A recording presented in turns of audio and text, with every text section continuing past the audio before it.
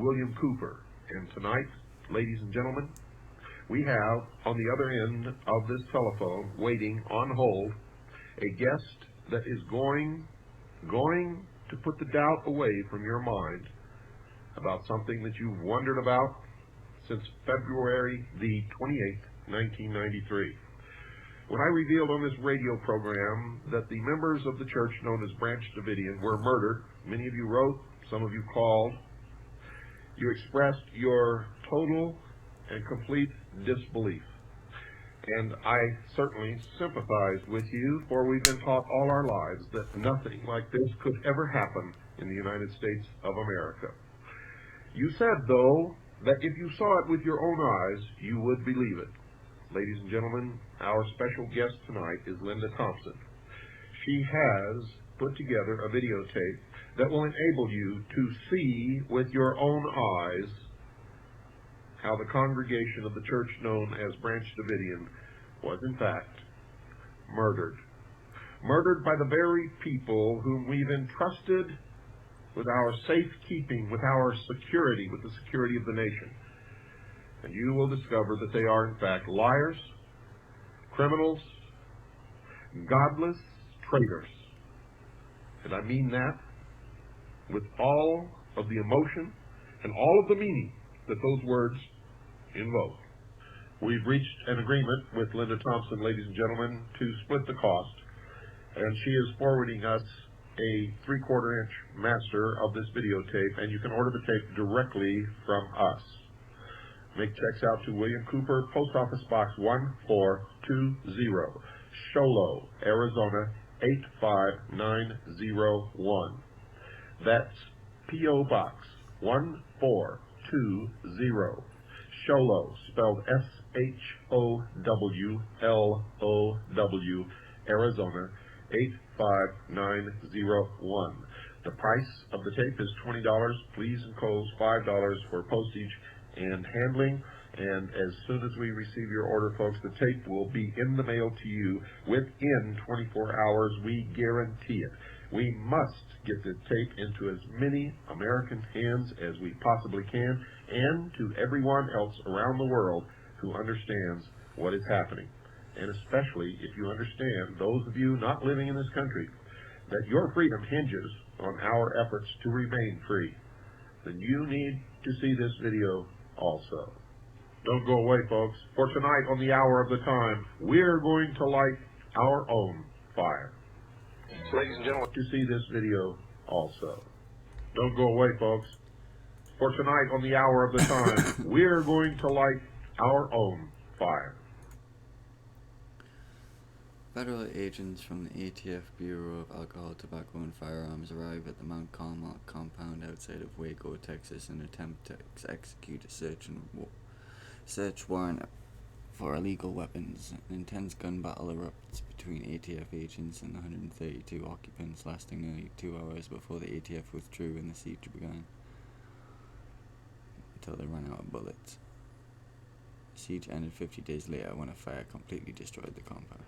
Ladies and gentlemen, I'd like for you to welcome to the hour of the time The church. Linda Thompson. Linda, in my estimation, is a real American hero. She's put herself in harm's way by making this video that we talked about last Friday night on this program on Waco, Texas. And I've invited her on this show to tell us how she got where she is, why she made this video, what it shows in this video, and what she hopes to accomplish by this. And if we don't get everything discussed during this hour, the hour of the time, we'll bring her back tomorrow night and the night after, as long as it takes. And some point along here, we want to get into discussing a legal, constitutional militia of the people, but we don't want to do that until we've covered all the other bases. Linda, would you please give us some of your background? Tell us who you are, where you came from, what your education is, and how you got to the point where you're at right now talking to me on this radio show. Sure. I'm an attorney. I went to Indiana University Law School, and before that I had, and I went pretty much late in life. I was in my early 30s when I went to law school. Before that I had been a homemaker, stayed at home with my children when they were young. I had been a janitor, and I'd been a secretary and a word processing supervisor. And other than that, let's see, I'd been in the Army. I was in the Army from 74 to 78. And to get to this point now, when I graduated law school, I immediately began getting cases that were pretty much high-profile cases. It was a fluke, but the cases invariably were ones that had a lot of interest from the public, and that brought more and more people to me that began to see me as a fighter for the underdog, so to speak. And in the process of taking those kinds of cases, I began to see that our courts were not what they were supposed to be. That attorneys are supposed to play by these set of rules, and the rules change daily. That the courts are pretty much writing the rules as they go along, and they're not following the Constitution at all. And I also discovered that it takes a lot of work to determine that our courts aren't operating constitutionally, because you first have to have a good understanding of the Constitution, which isn't taught in law school. It isn't taught in our public school system either. Now, when I was a boy, it used to be taught in school, and in fact, the states used to teach their state history and have courses and teach the Constitution, and specifically in high school. But they don't do that anymore. And CAGI, the Citizens Agency for Joint Intelligence, did investigate the required reading list for 16 major law schools in the United States, and we found that the Constitution is not on their required reading list. Yeah.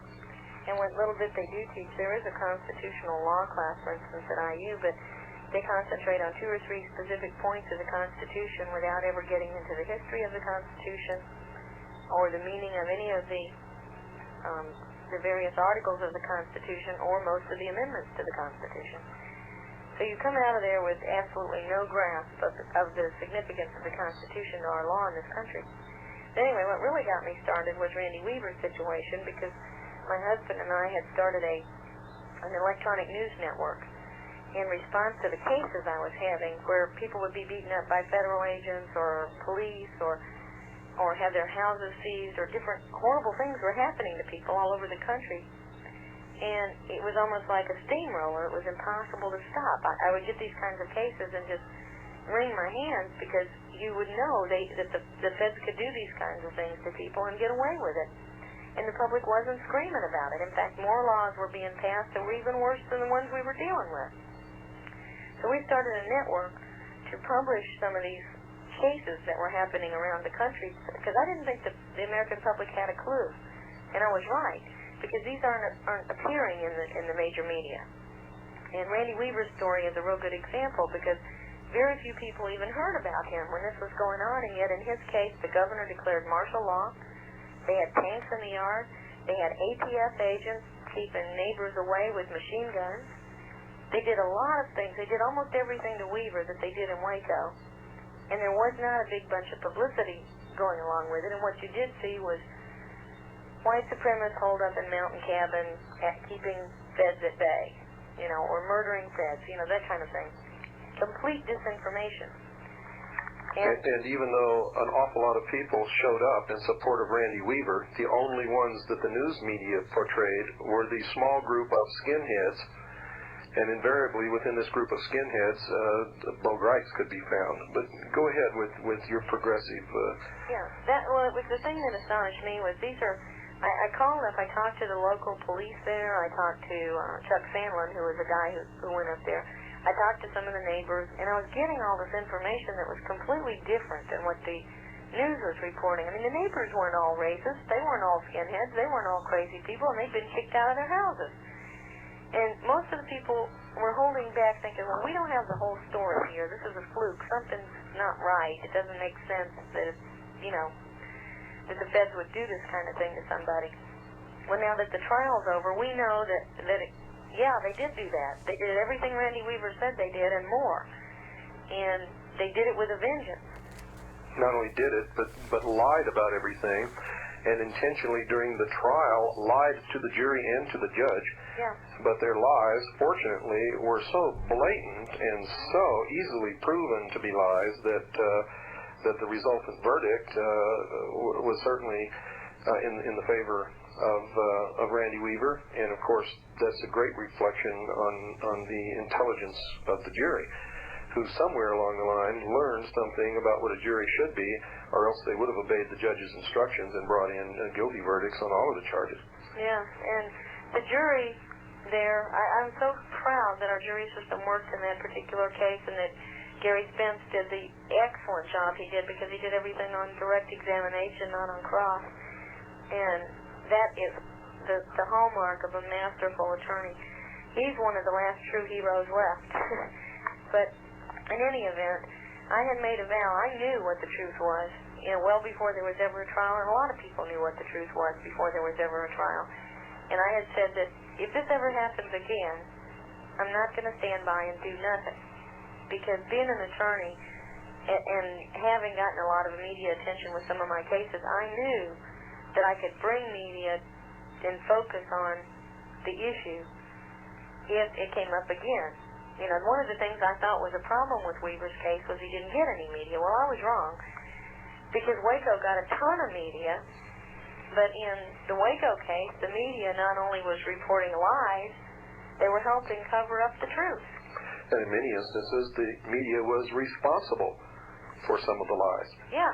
In other words, when we monitor all of the press conferences and the official news releases, the press sometimes added things that did not exist even in those press conferences and news releases, even as bad as they were and as many lies as they perpetrated.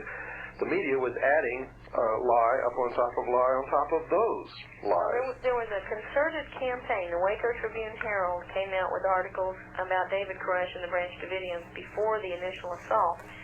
And that whole thing was full of nothing but lies and innuendo and insinuations. It's the kind of stuff you'd expect to see in the National Enquirer or the Sun or the Globe. It wasn't something that should have ever even been attempted in a newspaper of any kind of, that claimed any credibility anyway. And yet, the feds then attacked on the 28th and claimed they had moved it up a day because of this news article in the Waco Tribune. Well, that was a lie, because I have the warrant, and their warrant expired on the 28th, and that's the day they attacked, was the 28th. In other words, if they had not attacked on the 28th, they could not have attacked at all. Right. And I believe that this media blitz that occurred ahead of time was part and parcel. I believe they planned that they wanted the Branch Davidians to have prior notice. In fact, I've got a news release where Sharon Wheeler with the ATF is quoted as having called the press herself, to tell them.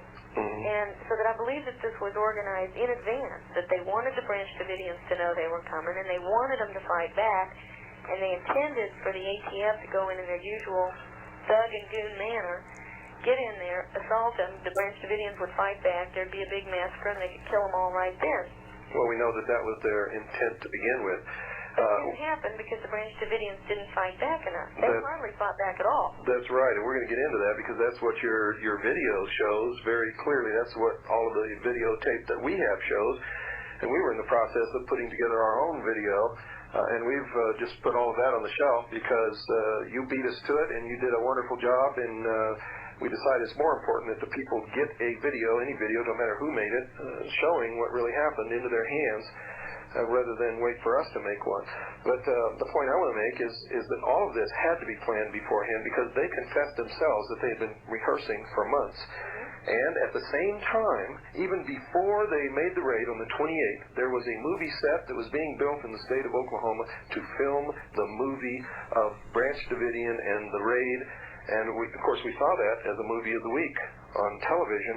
NBC, and if anybody, NBC is also the station that rigged the blown-up trucks. You remember that? Yes, and that was totally false. Okay, so anybody that takes anything NBC says now as truth is an idiot. Well, we go farther on this program. We tell our listening audience not to believe anything unless they can verify it for themselves. And I'm going to tell you how to verify it, folks. When you get this video that Linda Thompson has made, and by the way, Linda and I have discussed this, you can order it directly from us at the very same price that you would order it from her. So you've got two sources, and she has told me that she would rather you order it from us because they don't have time to produce these things. So whichever you wish to do, you have that choice.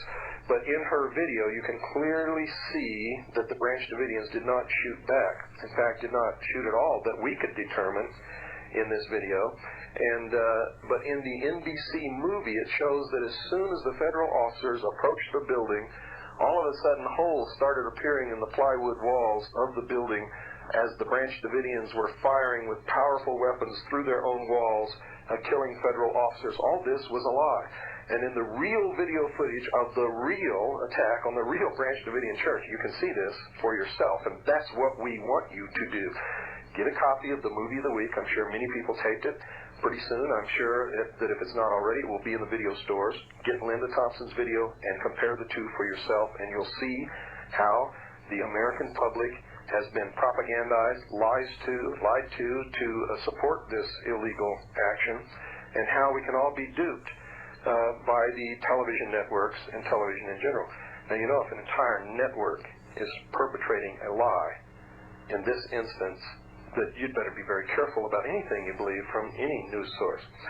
I got one little correction so that we're not incredible ourselves.